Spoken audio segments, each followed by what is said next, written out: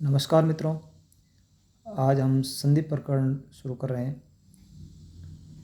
संधि हमेशा वर्णों के मेल को कहते हैं। जैसा कि संधि शब्द में सम उपसर्ग पूर्वक डो धाए धातु से उपसर्गे धो की सूत्र से की प्रत्यय करने पर संधि शब्द निष्पन्न होता है।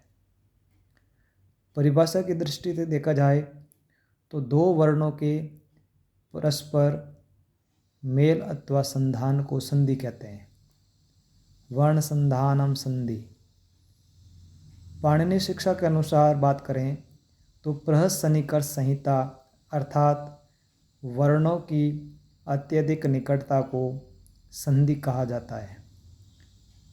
जैसे उदाहरण के तौर पर देखा जाए, सुधि प्लस उपास्य बराबर शुद्धि उपास्य, ई और उ, तो यहाँ ई के स्थान पर यह होकर के संधि बनी। संस्कृत व्याकरण में संधि के तीन भेद हैं, अर्थात तीन प्रकार हैं। अच संधि,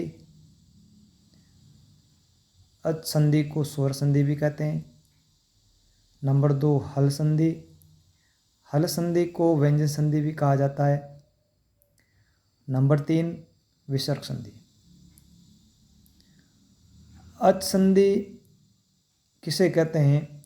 तो जब दो स्वरों का संधान अथवा मेल होता है तब वह स्वर संधि अथवा अच संधि कही जाती है। स्वर संधि के मुख्य 5 भेद होते हैं तथा सामान्यतः 8 भेद होते हैं, जिसमें निम्न भेद है: दीर्घ संधि, गुण संधि, वृद्धि संधि, यण संधि, अयादि संधि, पूर्व संधि, पररूप संधि और प्रकृति भाव संधि। अब हम संधि के निम्न भेद पढ़ रहे हैं, जिसमें पहला भेद है दीर्घ संधि। दीर्घ संधि का सूत्र है अकः सवर्णे दीर्घ, अर्थात अक प्रत्यार, अक के अंतर्गत अ, ई, उ, रे, लृ, ये वर्ण अक प्रत्यार के अंतर्गत आता है, के बाद स्वर होने पर पूर्व पर दोनों वर्णों के स्थान पर दीर्घ एकादेश होता है।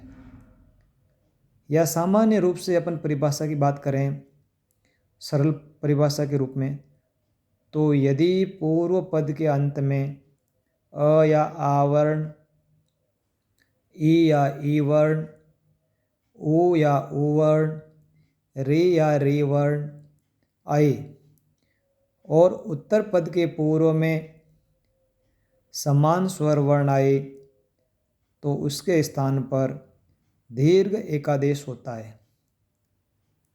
तो पहला उदाहरण अपन देखते हैं।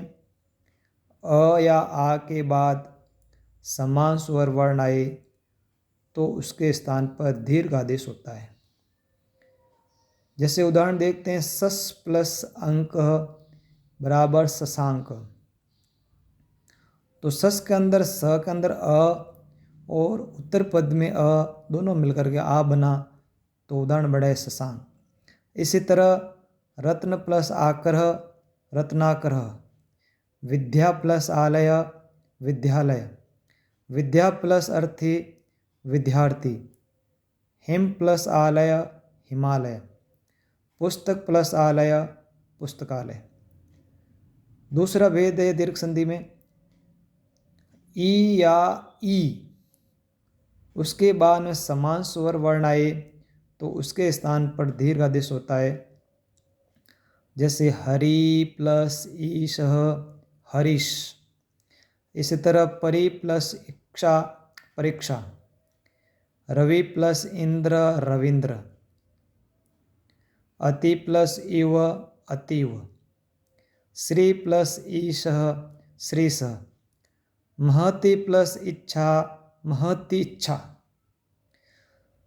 दीर्घ संधि का तीसरा भेद है उ या उ वर्ण है, उसके बाद समान स्वर आए तो उसके स्थान पर दीर्घ आदेश होता है। जैसे सिंधु प्लस ऊर्मी, सिंधूर्मी।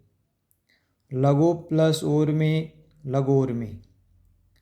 वधु प्लस उत्सव, वदुत्सव। भानु प्लस उदय, भानुदय। गुरु प्लस आदेश, गुरुआदेश। गुरु प्लस उपदेश, गुरुपदेश। दीर्घ संधि का चौथा भेद है रे वर्ण आए उसके बाद समान स्वर आए तो उसके स्थान पर दीर्घ आदेश होता है।